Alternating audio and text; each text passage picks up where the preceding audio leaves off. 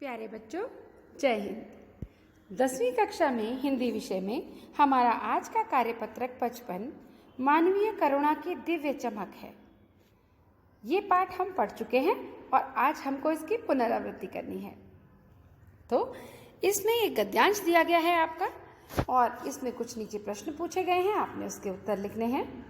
जो गद्यांश दिया गया है इसे आप ध्यान से पढ़ेंगे और इसके बाद इसकी जो आप उत्तर देंगे, इसमें कई उत्तर ऐसे भी होंगे जो आपके इस पाठ को पढ़े हुए पूर्व ज्ञान के आधार पर भी होंगे।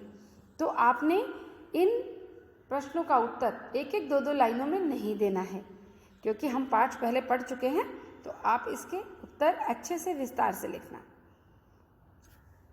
हमने देखा कि मानवीय करुणा की दिव्य चमक पाठ में सर्वेश्वर दयाल सक्सेना जी ने फादर बुल्के के विषय में बताया है, फादर कामिल बुल्के के विषय में, और वो उन्हें याद कर रहे हैं।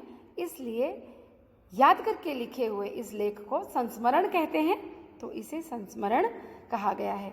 संस्मरण हमारी स्मृति या याददाश्त पर आधारित लेखन होता है, जिसमें लेखक अपनी यादों के आधार पर किसी व्यक्ति या किसी घटना का वर्णन करता है और इसके माध्यम से वह व्यक्ति या घटना हमारे सामने बिल्कुल चित्र की भांति साकार हो जाता है।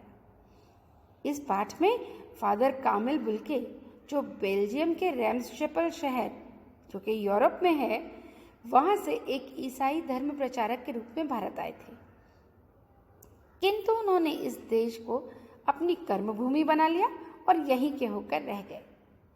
फादर कामिल बुल्के ने हिंदी भाषा के विकास और प्रचार प्रसार में बहुत ही महत्वपूर्ण योगदान दिया है। हिंदी भाषा को समृद्ध करने में इनके द्वारा लिखे गए शब्दकोश का महत्वपूर्ण योगदान रहा है। इस पाठ में लेखक ने उन्हीं फादर कामिल बुल्के के स्वभाव और व्यवहार का वर्णन करते हुए उन्हें मानवीय करुणा की दिव्य चमक कहा है।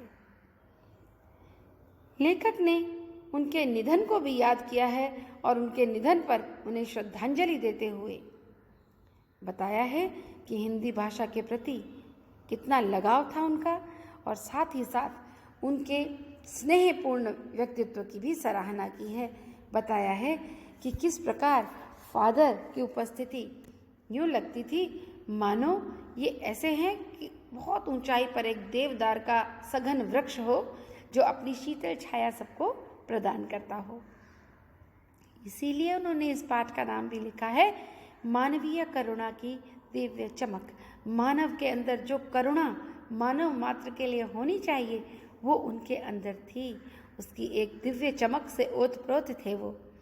इसीलिए पाठ का नाम मानवीय करुणा की दिव्य चमक दिया गया है।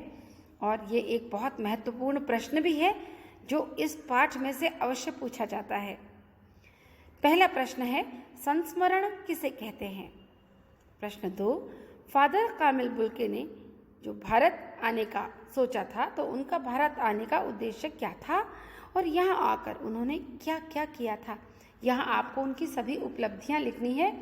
यहाँ पर उन्होंने हिंदी में विषय में जिस प्रकार से शिक्षा प्राप्त की, किस प्रकार से हिंदी के उत्थान के लिए हर मंच से उन्होंने आवाज़ उठाई और किस प्रकार परिमल जैसे साहित्यकारों की गोष्ठी में भी किसी बड़े की भांति हमेशा वो मौजूद रहते थे, उनकी सभी उन बातों को आपने लिखना है।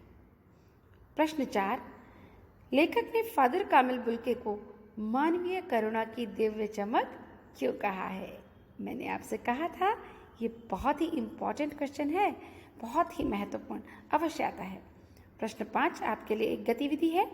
आप जीवन में जिस व्यक्ति से सर्वाधिक प्रभावित हुए हैं या जिनको आप अपना आदर्श मानते हैं कि आपको उनके जैसा बनना है, उनके बारे में आप अपने विचार लिखिए।